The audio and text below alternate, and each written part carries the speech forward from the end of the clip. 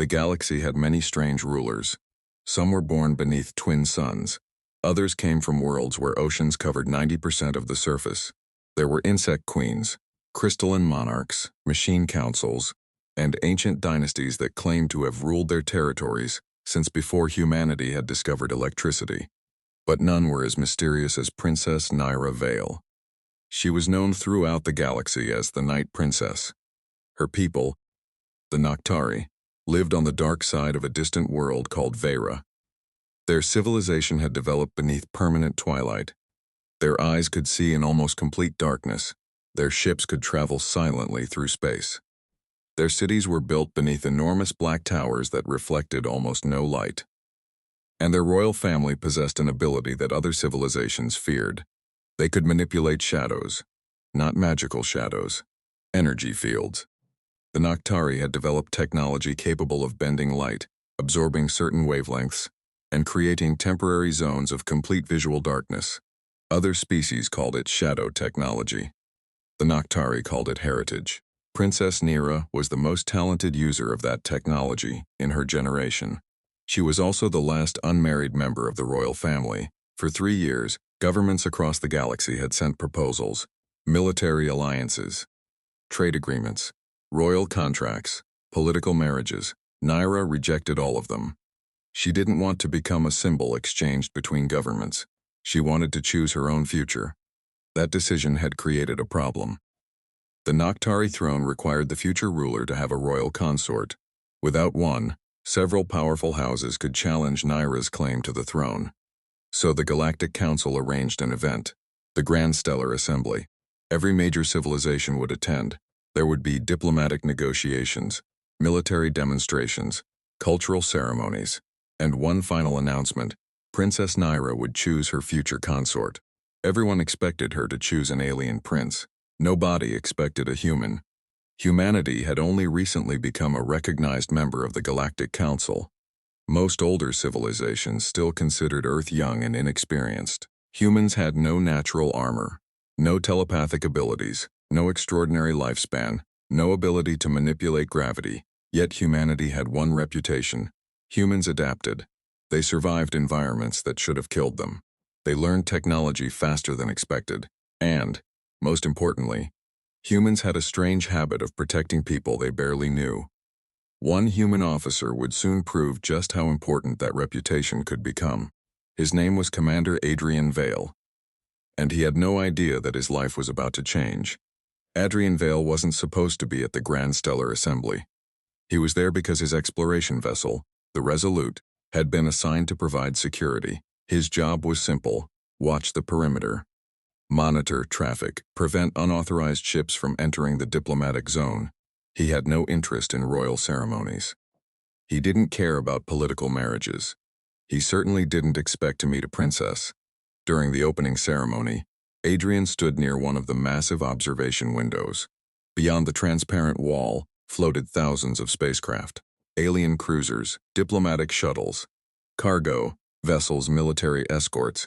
Then the lights dimmed, the entire assembly became silent. A black ship entered the central docking corridor. It was unlike anything Adrian had seen. Its surface seemed to absorb the surrounding light. A silver crescent appeared on its hull, the symbol of the Noctari royal family. Princess Nyra stepped onto the ceremonial platform. She wore a long dark blue uniform decorated with silver patterns. Her skin was pale violet. Her eyes were bright silver.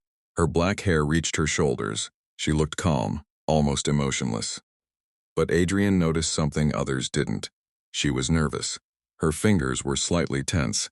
He recognized the expression immediately. It was the look of someone standing in front of thousands of people while pretending everything was under control. Adrian smiled, then Nyra looked directly at him. For half a second, their eyes met. She looked away. The ceremony continued. The Galactic Council leader spoke about unity. Representatives gave speeches. Then the final announcement arrived. Princess Nyra Veyl will select her royal consort within 7 standard days. The room erupted with whispers. Adrian turned toward his colleague. 7 days? His colleague laughed. Apparently that's how long the galaxy needs to find out who gets lucky. Adrian shook his head. Sounds complicated. You have no idea. He was right, because that night, Adrian received a message. Royal Asikak requests your presence. He frowned. Me? The message repeated. Adrian went to the royal security wing. When he entered, Princess Nyra was standing alone beside a window. She turned. Commander Vale, Your Highness, please call me Nyra. Adrian hesitated. All right, she smiled. Good. He noticed she looked less formal than before. What can I do for you? Nyra took a breath. I need your help. With what? Surviving the next 7 days. Adrian thought she was joking. She wasn't. Nyra explained that several royal houses wanted to control her marriage. Each candidate had powerful supporters. If she chose one, the political balance of the Noctari Kingdom could change. If she rejected all of them, her claim to the throne could be challenged. If I choose someone from one of the major houses, she said, half the kingdom will believe I was manipulated. And if you choose nobody, I could lose the throne. Adrian folded his arms. So what do you want me to do? Help me find a way out. Why me? Nyra looked at him. Because you are the only person in this entire station who isn't trying to gain something from me. Adrian laughed. I don't want anything. Exactly. She walked toward him. My advisors believe I should choose someone powerful. That makes sense politically. I don't want power. What do you want? Nyra looked toward the stars. Someone who will tell me when I'm wrong. Adrian smiled. That could be dangerous. Why? Because humans are very good at telling people they're wrong. Nyra laughed. It was the first genuine laugh Adrian had heard from her. Their conversation continued for nearly an hour. Adrian learned that Nyra enjoyed ancient music. She liked repairing old machines. She hated formal ceremonies. And despite her reputation as the mysterious night princess, she was fascinated by human exploration. Nyra learned that Adrian had spent years rescuing stranded colonists. He had once returned to a damaged station instead of evacuating because 3 workers were still trapped inside. You could have died, she said. Yes. Why did you go back? Because they were still there. Nyra stared at him. You really are strange. I've been told. The next morning, rumors spread throughout the assembly. The Night Princess had been seen speaking privately with a human commander. The galaxy began to speculate. Some laughed. Others were offended. A few powerful nobles became very concerned. One of them was Lord Kalen. He was the leader of the most influential Noctari royal house. He had expected Nyra to choose him. Now he realized she might choose someone completely outside the royal system. He would not allow that. The attack came 3 nights later. Adrian was escorting Nyra through a secure corridor when the lights suddenly disappeared.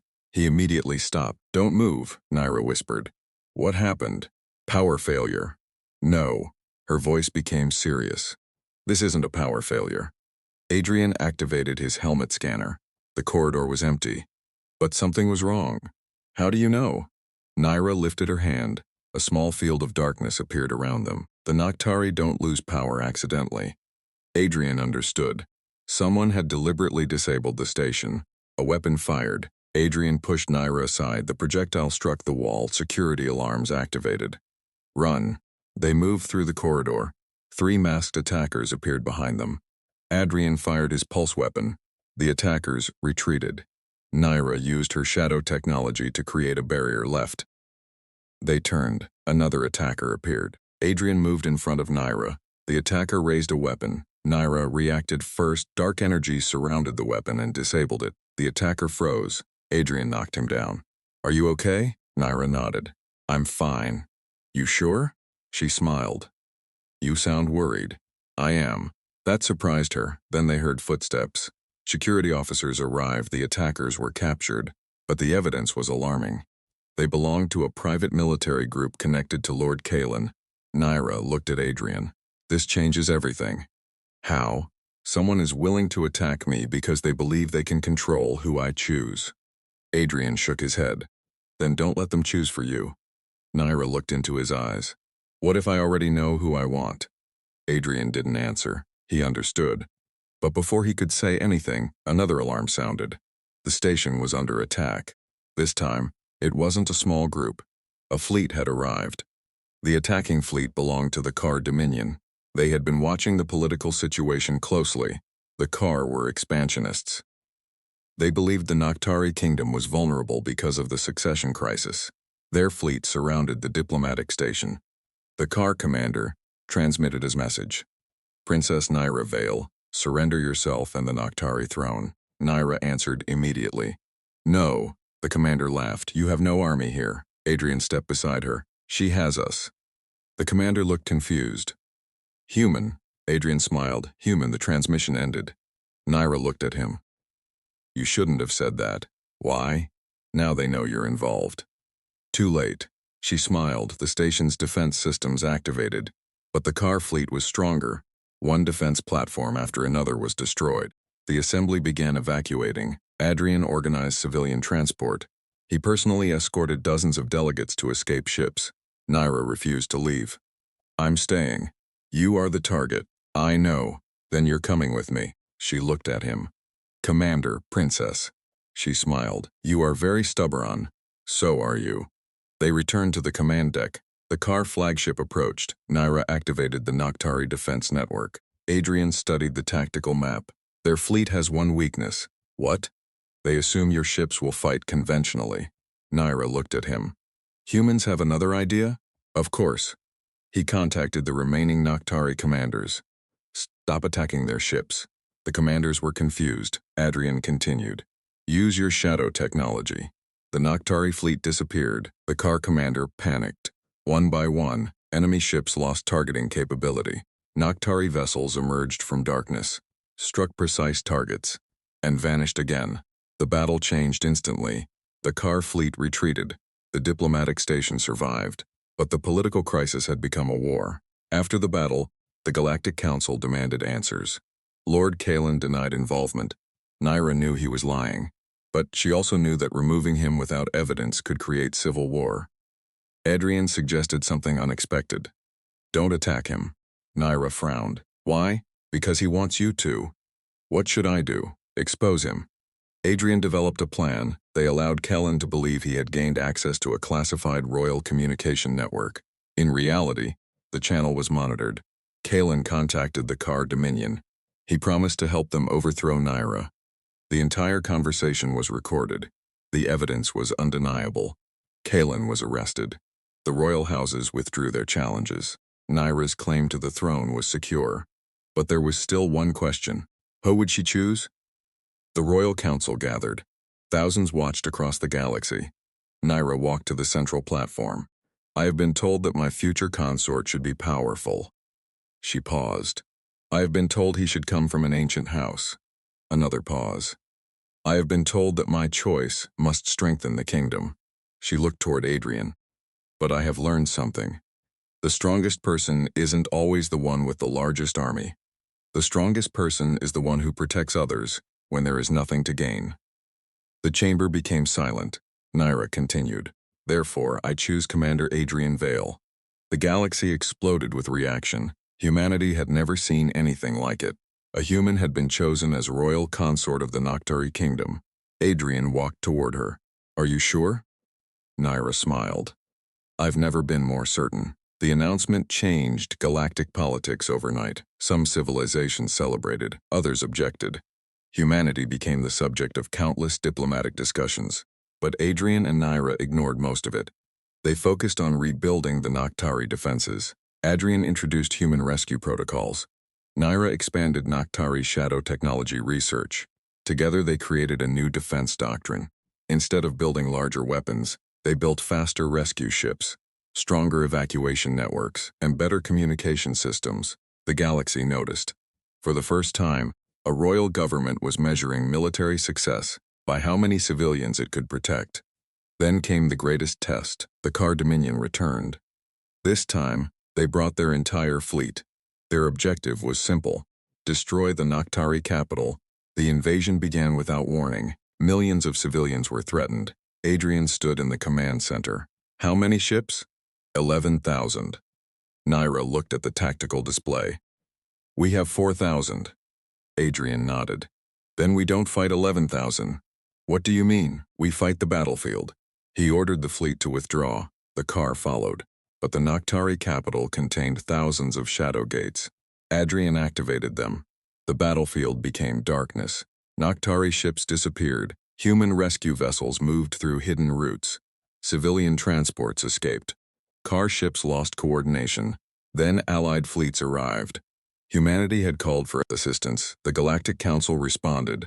The Drakari, the Aurelian Alliance, the Zorath, the Voss. Dozens of civilizations joined the defense. The Khar had expected to fight one kingdom. Instead, they faced an alliance. The battle lasted 14 hours. Adrian coordinated the fleet. Nyra commanded the Noctari Shadow Network. Human ships protected evacuation corridors. Noctari vessels disabled enemy communications. Drakari ships absorbed direct attacks. Zorath engineers repaired damaged gate stations. The Khar fleet slowly lost its advantage. But their flagship remained. Adrian looked at the tactical display. "We need to stop the command ship." Nyra looked at him. "That's almost impossible." "Probably. You have a plan?" "I always have a plan. Should I be worried?" "Probably." They took a small human shuttle through a hidden gate. The shuttle emerged directly behind the Khar flagship. Adrian and Nyra boarded the vessel. They reached the command chamber. The Khar commander stood waiting. "You." Adrian smiled. "Me. You think one human can defeat us?" "No." Nyra stepped beside him. "Two." The commander laughed. Then the lights disappeared. Nyra activated her shadow field. Adrian moved through the darkness. Minutes later, the command ship surrendered. The Khar fleet received the order to retreat. The battle was over. Vale survived. The galaxy had witnessed something unexpected. The Noctari had not been saved by their strongest warrior. They had been protected by an alliance. And that alliance had begun with a human who refused to treat a princess like a political object. Months after the war, Nyra and Adrian stood before the Noctari royal court. This time, the ceremony wasn't political. There was no treaty, no forced arrangement, no family demanding an alliance. It was their choice. Nyra wore a silver-black ceremonial dress. Adrian wore a formal human uniform. The royal chamber was filled with representatives from across the galaxy. The Noctari High Council leader spoke. "Today, two civilizations stand together." Adrian looked at Nyra. She smiled. The ceremony continued. When it was finished, the crowd applauded. But the greatest moment came afterward. Nyra and Adrian stepped onto the palace balcony. Below them were thousands of citizens. Human and Noctari flags flew together. Nyra looked at Adrian. "Are you nervous?" "Very. You're a commander." "That doesn't help." She laughed. "What are you thinking?" Adrian looked across the city. "That I came here to provide security. And I somehow became part of the royal family." Nyra smiled. "You object?" "Not at all." She took his hand. "Good." 5 years later, the Noctari Kingdom had changed dramatically. The alliance with Earth had become one of the strongest partnerships in the galaxy. Human engineers worked alongside Noctari scientists. Human rescue teams operated throughout Noctari space. Noctari shadow technology helped protect human colonies. Adrian became known as the Silver Guardian. He hated the nickname. Nyra loved it. Their greatest achievement wasn't military. It was the Night Accord. The agreement established that no civilization could force a royal marriage for political control. Every royal heir would have the right to choose their own future. It became one of the most important laws in the Galactic Council. Children learned about it in schools. The story of the Night Princess and the human became legendary. But Nyra never described Adrian as a hero. She described him as someone who had listened, someone who had respected her choice, someone who stood beside her rather than trying to stand above her. And Adrian always said the same thing about Nyra. She was never a princess who needed saving. She was a leader who needed someone willing to stand beside her. Epilogue: The Night Princess's Choice. 20 years after their first meeting, Nyra stood on the balcony of the Noctari Palace. The stars were brighter than ever. Below her, humans and Noctari walked through the city together. Children played beneath artificial moons. Ships traveled through the sky.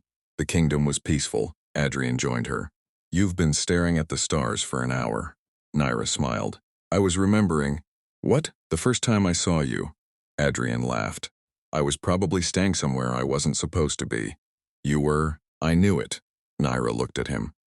"You know what everyone expected?" "What?" "They expected me to choose a prince." "I remember. They expected a political alliance. Instead, you chose a human," she smiled. Yes, why? Nyra took his hand. Because when everyone else looked at my crown, you looked at me. Adrian became quiet. And when everyone else tried to decide my future, you told me I could choose it myself. She looked toward the stars. That changed everything. Adrian smiled. Then, I guess the galaxy should be grateful I was terrible at following instructions. Nyra laughed. You still are. The two stood together as the night city glowed beneath them. Across the galaxy, their story had become more than a romance. It had become a lesson. A lesson that strength could come from compassion, that leadership could come from trust, that two civilizations didn't have to become identical to stand together, and that sometimes the most unexpected person could become the most important person in your life. The Night Princess had shocked the galaxy, not because she chose a human, but because she refused to let anyone else choose for her. And the human she chose had never wanted a crown. He had simply wanted to protect people. Together, they became something the galaxy had never planned for. Not a political alliance, not a strategic arrangement, but a partnership built on respect. The stars continued shining over Vale. Human ships traveled beside Noctari vessels. The old rivalries slowly disappeared. And whenever young Noctari children asked their parents why a human stood beside the royal throne, they heard the same answer. Because once, a princess was told she could not choose her own future, and she proved everyone wrong.